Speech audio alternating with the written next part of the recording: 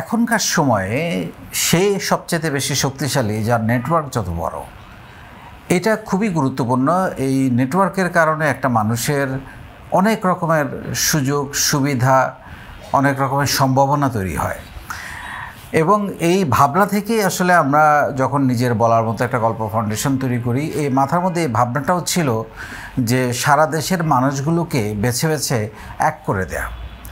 একই জেলায় থাকে, হয়তো একজন আরেকজনকে চিনত না, একই দেশে থাকে প্রবাসে, একজন আরেকজনকে চিনত না। তা আমরা যেটা করেছি সেটা হচ্ছে প্রবাসে আমরা একটা বাংলাদেশ তৈরি করে দিতে পেরেছি প্রত্যেকটা দেশে, আর জেলাগুলোতে একজন আরেকজনকে কেউ তারা চিনত না, সেই জায়গাগুলোতে আমরা নিজেদের মধ্যে একটা পরিচয় তৈরি করে দিতে পেরেছি। শুধু তাই নয়, এক জেলার মানুষ আরেক জেলার সাথে, আরেক জেলার মানুষ অন্য জেলার সাথে, প্রবাসের মানুষ তার নিজের জেলার সাথে, এই যে একটা সংমিশ্রণ, এই সংমিশ্রণটা আসলে সেল করার জন্য বলেন, যে কোনো সুযোগ সুবিধা নেওয়ার জন্য বলেন, যে কোনো সমস্যার সমাধানের জন্য বলেন, অনেক সময় যেটা হয় যে আমার জেলার মানুষ তার সাথে খুব খোলামেলা আলাপ করতে পারে যে আরে তুমি কী নিয়ে কাজ করছো, তাহলে আমিও ট্রাই করতে পারি। সেও আবার একটু সাহস দেয়, আসো চলো করি একসঙ্গে। তারপরে বিক্রির ব্যাপারগুলোতে তো অসাধারণ, একজন আরেকজনের কাছে সেল করছে। সো মূল কথা হচ্ছে যে নেটওয়ার্কিং আপনার পার্সোনাল ব্র্যান্ডিং, আপনার প্রোডাক্টের ব্র্যান্ডিং, আপনার নিজস্ব পরিচিতি, আপনার বিশ্বাসযোগ্যতা দারুণভাবে তৈরি করছে, যেটা আমরা গত প্রায় 8 বছর ধরে আপনাদের জন্য তৈরি করে দিয়েছি। বাংলাদেশের 64 জেলা, 492টা উপজেলা এবং 50টা দেশের এই বিশাল একটা নেটওয়ার্ক, যে নেটওয়ার্কটাকে ব্যবহার করে অনেকেই নানানভাবে উপকৃত হয়েছেন, সমৃদ্ধ হয়েছেন, পরিচিতি বেড়েছে, লাখো মানুষ তাদেরকে চেনে, সেই সুযোগ তৈরি হয়েছে এবং যে কোনো দেশে যে কোনো জেলায় সে চাইলে সেল করতে পারছে, সেই সুযোগটা আমরা তৈরি করে দিয়েছি।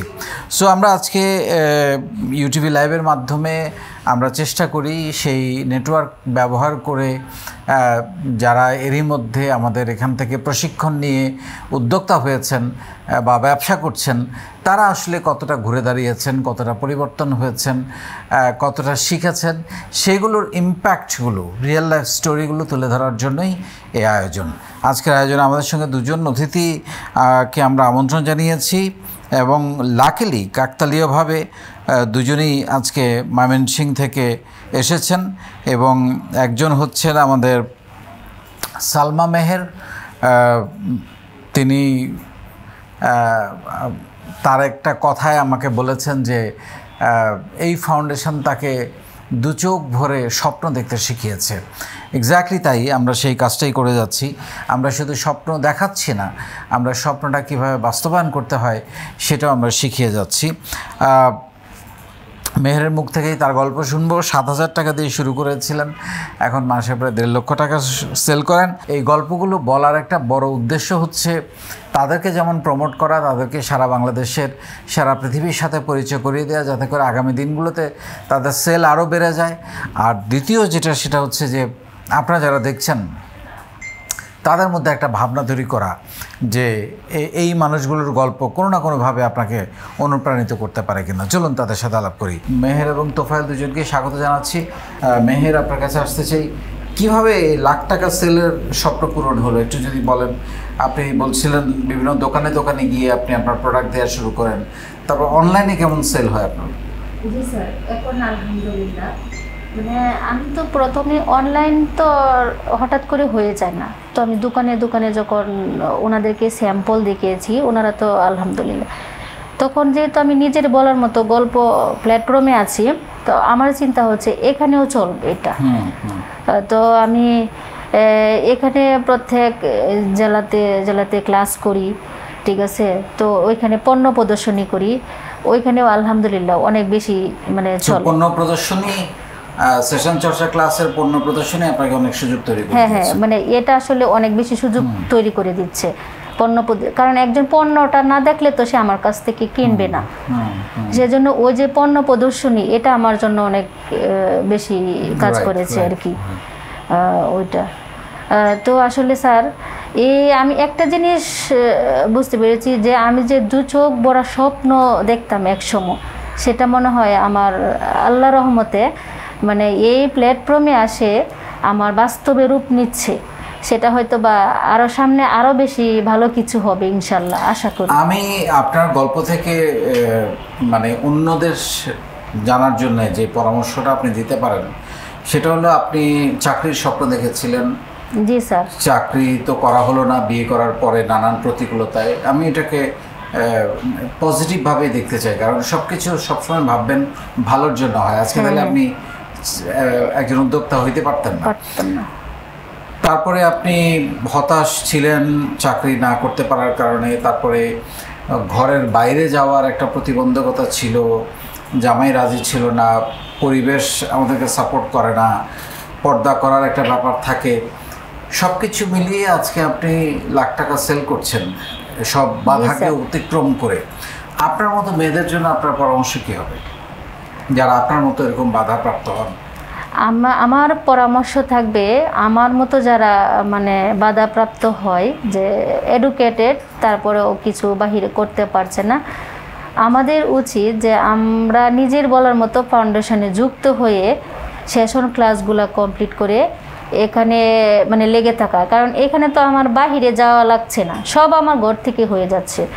আমি আজকে একটা ফোন কল দেব, সরাসরি আমার রুম থেকে এসে প্রোডাক্ট নিয়ে যাচ্ছে। আমার কিন্তু এটা এই যে পর্দা মেনটেন করা, কোনো ঝামেলায় না জড়ানো, এগুলা কোনো কিছুই করা লাগছে না।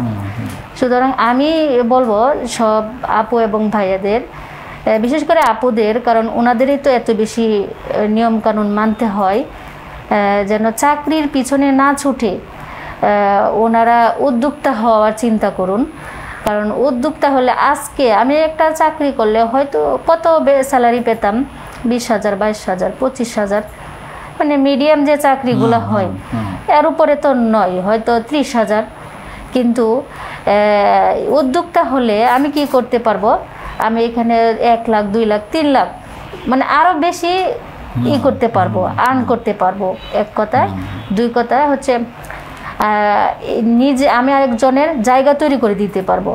আপনি স্যার একটা কথা বলেন যে অন্যের জন্য কাজ করলে জীবিকার অভাব হয় না, তো এই কথাটা আমার খুবই ভালো লাগে, যে যদি আমি অন্যের জন্য কাজ করি আমার জীবিকার অভাব হবে না, ইনশাআল্লাহ। তো একজনের কর্মসংস্থান করতে পারবো। এই কথা এখন আমি এই প্রতিজ্ঞা নিয়ে আগাচ্ছি যে আমি চাকরি করব না, আমি চাকরি মানুষকে দিব। হ্যাঁ। মেহেরের স্বপ্ন কি? 10 বছর পরে মেহের নিজেকে কোথায় দেখতে চান? স্যার আমার আসলে 10 বছর পরে আমার 2 চোখ বড় অনেক স্বপ্ন, জানিয়ে হয়তো আল্লাহ রহমত করবেন, যেহেতু আমি লেগে আছি নিজের বলার মতো গল্প প্ল্যাটফর্মে। আমার স্বপ্ন হচ্ছে যে আমি একটা প্রতিষ্ঠান করব, রেডিমেড পোশাক আইটেম। এখন যেভাবে আমি কয়েকজনকে দিয়ে কাজ করাচ্ছি, সেটা আমার আওতায় নিয়ে আসবো। মানে আমার একটা প্রজেক্ট থাকবে, এখানে বসে ওনারা পার্মানেন্টলি কাজ করবে। কিংবা যে জামালপুরের যে নকশি ড্রেসগুলো হয়, এগুলো আমি একটা আওতায় নিয়ে এসে আমার রুমের ভিতরে, কিংবা আমি একটা প্রজেক্ট করব, ওইখানে ওনারা পার্মানেন্টলি কাজ করবে। আমি অন্তত 40 থেকে 50 জন মানুষের একটা কর্মসংস্থান সুযোগ করে দেওয়ার মানে তৌফিক চাই আল্লাহর কাছে। অসাধারণ, আপনার স্বপ্ন পূরণ হোক সে দোয়া করি। আমি একদম লাস্টে চলে এসেছি, আপনি চিন্তা করেন, 30 সেকেন্ড সময় দেওয়া হবে, আপনি যে কোনো কিছু বলতে পারেন, যেটা আপনার মনের ভিতরের কোনো কথা, এনিথিং।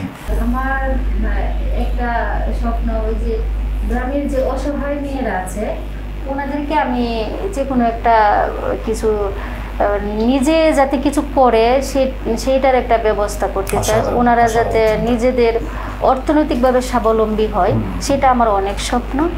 এমনকি এটা নিয়ে কাজ করতে চাই। এবং আমি চাই যে সততা, আদর্শ, নীতি এগুলা ঠিক থাকলে অবশ্যই আমরা একসময় পারবো। মানে এগুলা কমিটমেন্ট, সততা এগুলা ধরে রাখতে হবে। সফলতার পিছনে এটা অনেক বেশি ভূমিকা রাখে।